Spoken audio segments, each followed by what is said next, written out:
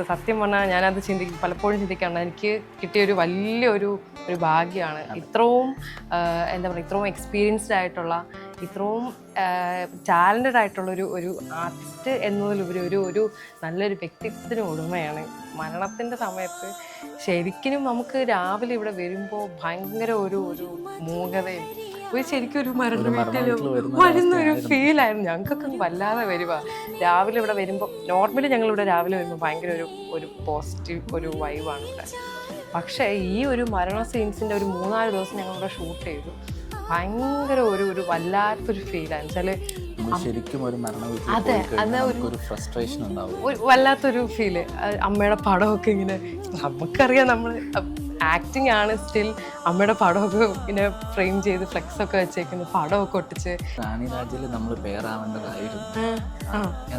ഇല്ല, അങ്ങനെ ഒരു കഥ ഉണ്ടായിരുന്നു. എന്തൊക്കെയോ കാരണങ്ങൾ കൊണ്ട് അങ്ങനെ ഓ, അതെനിക്കറിയില്ലായിരുന്നു ആ സംഭവം. എന്തെങ്കിലും ഒരു ജോലിക്ക് പോയി അങ്ങനെ ഒരു ഫീൽഡിലേക്ക് പോവുമായിരുന്നു.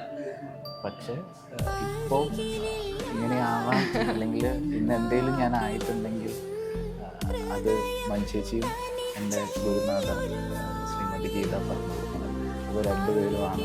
പിന്നെ ഓഫ്കോഴ്സ് അമ്മയാണ് എല്ലാം.